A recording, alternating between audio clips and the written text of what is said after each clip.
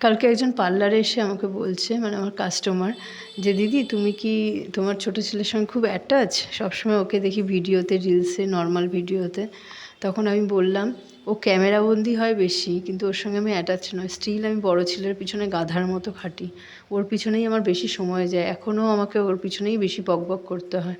সেই তুলনায় আমি ছোটো ছেলেকে বিন্দুমাত্র সময় দিই। আমার বড় ছেলে যখন হয় তখন আমার বয়সটাও কম, এনার্জি অনেক বেশি। আমি সংসারের সমস্ত কাজ করে ওকে মারাত্মক রূপে লেবার দিতাম, মানে সুন্দর সুন্দর ছোটো ছোটো পোশাক বানাতাম নিজের শখ করে, কিনতে পারতাম তাও, মানে সমস্ত রকমভাবে যেই রকম বই কিনতাম, নানান রকম বই কিনতাম ওকে পড়াবো বলে, নানান রকম খেলনা যেগুলো তোর বুদ্ধি বাড়ে সব করেছি। রেস্টুরেন্টে নিয়ে যেতাম একা একাই শপিংয়ে নিয়ে যেতাম। একটা বাচ্চাকে খুব ভালোভাবে মানুষ করার জন্য যতটা একটা মার করা দরকার সব করতাম। কেউ সঙ্গ দিত না, তবুও ওকে আমি কোনো ত্রুটি রাখিনি। ও একটা সমস্যা নিয়ে জন্মেছিল, সেটার জন্য আমাকে ডক্টর, হসপিটাল সেগুলো করেই যেতে হয়েছে। তাই ভাবে কীভাবে সুস্থ করেছি সবাইকে ম্যানেজ করে, সবার মুখে খাবার তুলে দিয়ে, বাজার করে, রান্না করে সেই বাচ্চাকে মানুষ করছি, শুধু একমাত্র আমি আর ভগবানই বলতে পারবে। তো যাই হোক, যখন ছোটো ছেলে হয় তখন আমি প্রচণ্ড পরিমাণে খিটখিটে হয়ে যাই সংসারের জ্বালায়, অত্যাচারে, মানসিক মানে মানসিকভাবে, অর্থনৈতিকভাবে সব দিক দিয়ে বিধ্বস্ত। তখন আমি গৃহহিংসার শিকার, সব কিছুর শিকার। তো সেই তুলনায় ওর পেশেন্সটা অনেক কমে গেছিলো, সেই তুলনায় ওকে যত্ন করতে পারিনি। ও যেইটুকু অ্যাটেনশন কেড়েছে সেইটুকু ওর নিজের গুণে কেড়েছে। ও এতটাই অ্যাট্রাক্ট করতে পারে মানুষকে যে যে কেউ ওকে ভালোবাসতে বাধ্য হবে। তো ওর দাদু মানে আমার বড় ছেলেকে প্রচণ্ড ভালোবাসতো। তো ছোটো ছেলে হওয়ার পর একটু বলেছিল যে যদি কেয়ারটা কমে যায়। তো আমি তখন বললাম যে মেবি হতে পারে সেকেন্ড বেবি, যেহেতু ওর প্রতি অ্যাটেনশনটা সবার একটু কম, কিন্তু ও এতটাই গুণী যে সবার মন জয় করে নিয়েছে। তারপর আমার এই রিলস করার গল্পটা বলি আমি না যখন 2016-তে অ্যান্ড্রয়েড ফোন পাই, তখন আমি জানতাম না, শুধু ফটো পোস্ট করাটা জানতাম। মানে 2016-তে পেয়েছি, 2017-তে জানতে পেরেছি ফেসবুকে পোস্ট করা যায় ফটো। তখন ভাবলাম বাহ, দারুণ একটা জিনিস তো, যেখানে আমরা পরবর্তীকালে আমাদের এই মেমোরিগুলো ফিরে পেতে পারি। কারণ ফোনের তো কোনো গ্যারেন্টি নেই, ফোন যাওয়া মানে ফটোও চলে যাওয়া। তো আমাকে না কোনো একটা মানে সমস্ত অশান্তি থেকে একটা সেই জ্বালাটা নিবারণের একটা ওষুধ পেয়ে গেছিলাম যেন। মানে আমি জানি না তখন টাকা পয়সা কিছু ইনকাম করা হয়, কিচ্ছু জানি না, কেউ বলতোও না।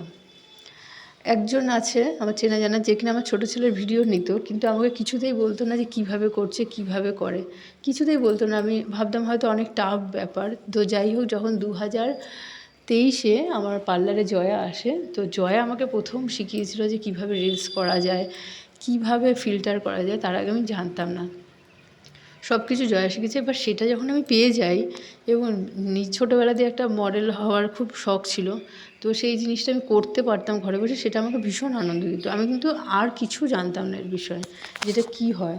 স্টিল এখনও আমি কোনো ইনকাম পাই না, আমি আমার শখেই করি। আর এর অনেক রুলস আছে, যারা ফেসবুক করে তারা তো জানে, যারা ইনকাম করে ফেসবুক থেকে, সেই রুলস অনুযায়ী যেতে গেলে পুরো একদম একটা অফিস জবের মতনই কাজ করতে হয়। তো আমি দেখলাম যে আমি যেই রকমভাবে মানে ফ্রাস্ট্রেশন হয়ে রয়েছি, তার থেকে এই জিনিসটা একমাত্র আমাকে শান্তি দিয়েছে, আর কেউ দিতে পারেনি। সবাই আমাকে ইরিটেট করেছে, পৃথিবীর সবাই। মানে তো মানুষ সবার প্রতি একটা চায়, রেসপন্সিবল, আমাকে দেখো, আমার দায়িত্ব নেয়। আমি কিন্তু কাউকে সেরকম প্রেশার দিইনি কোনো দিনই। উল্টে আমি সবাইকে করার মধ্যেও আমাকে সবাই ইরিটেট করেছে, জ্বালিয়েছে। মানে সবাইকে বলতে গেলে ভাষায় যদি বলতে পারি, খাইয়ে হাগিয়ে ছুঁচিয়ে পর্যন্ত দিয়ে দিয়েছি, তারাও আমাকে ইরিটেট করেছে।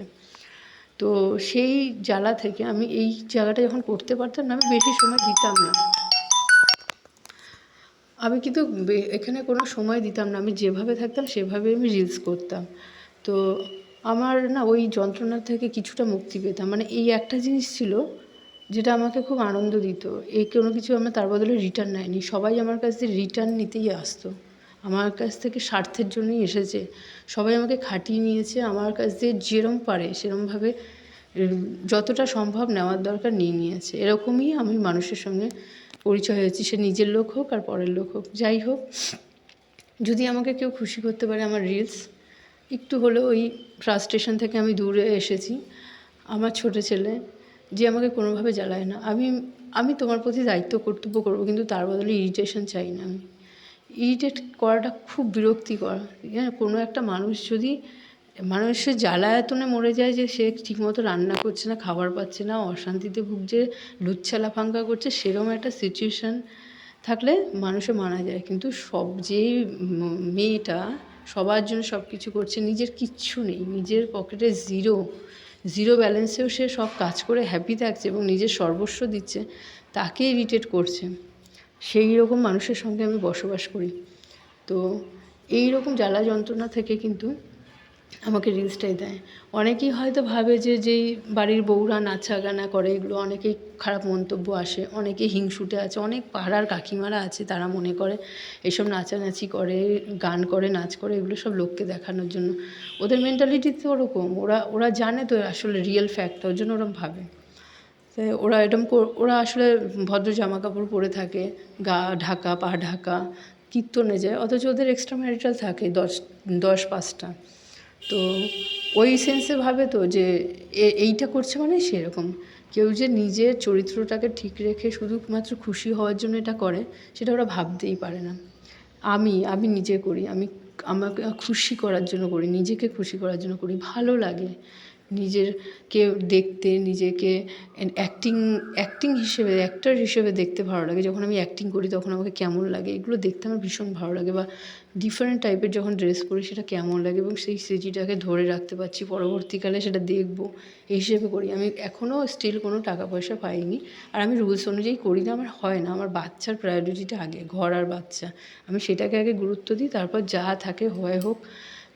কোনো মাথা ব্যথাই করি না। হ্যাঁ, এইরকম না যে আমার প্রচুর টাকা আছে, আমার প্রচুর অভাব আছে।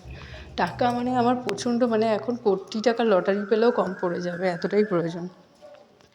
তো আমি সেই সব মানুষদের জানাতে চাই এটা, যে যারাই করে ভাববেন না যে তারা টাকার জন্য করে বা কাউকে দেখানোর জন্য করে। কারো মনের মধ্যে অনেক জ্বালা আছে, তারা নোংরামি না করে এটা করে। হ্যাঁ, তারা অন্যের সঙ্গে ঘন্টার পর ঘন্টা না গল্প করে, চ্যাট না করে এইসব করে। তো এই হচ্ছে আমার রিলসের আর ভিডিওর কাহিনী। আমার ভালো লাগে, আমার স্মৃতি ধরে রাখতে চিরকালই ভালো লাগে। আগে যেহেতু ফটো একটা ব্যাপার ছিল, তখন আমি ফটোটাকে ভীষণ ভালোবাসতাম। আমাদের ক্যামেরা ছিল না, কিন্তু স্টুডিও থেকে তুলতে পারলে আমি ভীষণ খুশি হতাম। আমি কেন জানি না, আমি ফটোটাকে ভীষণ প্রেফার করতাম বরাবর। হয়তো ভালোভাবে পড়লে ফটোগ্রাফারও হতাম। যাই হোক, তো এই আমার জীবনে যদি কেউ খুশি দিয়ে থাকে সামান্যতম, সেটা হচ্ছে রিলস। আমার ছোট ছেলে ইরিটেশনটা ভীষণ কম করে, ইরিটেটটা কম করে, বুঝতে পারি না। আমার মনে হয় কি, যে সবারই তো একটা পার্সোনাল কাজ থাকে, ঠিক আছে, তার মধ্যে সে সবাই সবাইকে দেখভাল করে। এর মধ্যে কিন্তু ইরিটেশনটা আনা ভালো না, যে আমি একে ইরিটেট করবো, একে জ্বালাবো, এর সব কিছুতে হস্তক্ষেপ করে এর জীবন নষ্ট করবো, এগুলো কিন্তু করা উচিত নয়, একদমই মানে পাপ কাজ। এরা কিন্তু মানে হয়তো মানে পরবর্তীকালে কষ্ট পায়, অনেক শাস্তি পায়, কিন্তু যার জীবনটা সে বরবাদ করে ইরিটেট করে, তার তার কিন্তু আর পরবর্তীকালে সমস্ত শখ মরে যায়, জীবনে কিচ্ছু থাকে না আর। তো আমি সবাইকে একটাই রিকোয়েস্ট করব, তোমাদের আশেপাশে যাকে দেখছো যে তার ক্যারেক্টার খারাপ না, সে শুধু নিজের কাজ নিয়ে ব্যস্ত থাকে, তাকে প্লিজ ইরিটেট করো না, তাকে জ্বালিও না, বা তাকে চিট করো না, তাকে ঠকিও না। সে যে নিজের কাজ নিয়ে ব্যস্ত থেকে সবাইকে দেখছে, এটাতে খুশি হওয়াটা খুব দরকার। ইরিটেট মানুষকে যে কী পর্যায়ে নিয়ে আসে না, ভালোবাসা থেকে সরে যেতে হয় সবারকে। আমি নিজে এখন বুঝি আমি কাউকে ভালোবাসি না, কোনো জিনিসের প্রতি আমার ভালোবাসা নেই, শুধু দায়িত্ব আছে কিছু, শুধুই দায়িত্ব আছে। কারণ আমি ছোটোবেলা থেকে এটাই পেয়েছি, আমার লাইফে যারাই এসেছে আমার কাছ থেকে আমাকে কষ্ট দিয়েই গেছে। আমি ভালো থাকি যখন আমি কাজ করি, কিছু কাস্টমার আসে, তারা ভালো ভালো কথা বলে, আমি জানি না তারা পিছনে কী বলে। আমার সামনে যারা ভালো বলে, ভালো মানুষই দেখায়, তাদের কথা শুনে আমার ভীষণই ভালো লাগে। সবাই তো সমান না, কেউ আছে পিছনে হিংসা করে, বুঝি। যদিও হিংসার কোনো রিজনই আমার মধ্যে নেই, না আমার টাকা পয়সা আছে, না আমি খুব গুণী বা রূপবতী, কিন্তু তবুও মানুষ কিন্তু হিংসার শিকার হয়। আমি নিজে ছোটোবেলা দিয়ে প্রচুর পরিমাণে, বিশেষ করে মেয়েদের হাতে হিংসার শিকার হয়েছি। যেখানে আমার কোনো ইনভলভমেন্ট নেই সেখানে আমি জড়িয়ে গেছি ঘরে থেকে। তো পৃথিবীটা সত্যি খুব খতরনাক। ভালো মানুষও আছে, খারাপ মানুষও আছে, কিন্তু সবসময় আমি দেখেছি যারা খুব সরল, ভালো নিজেকে নিয়ে থাকে বা কারোর ব্যাপারে মাথা ঘামায় না, তাদেরকেই সবাই টার্গেট করে চিট করার জন্য আর কষ্ট দেওয়ার জন্য। এগুলো খুব অন্যায়। এরা যখন পরবর্তীকালে বোঝে না, সব কিছু অনেক দেরি হয়ে যায়, অনেক, তখন আর কিছু থাকে না।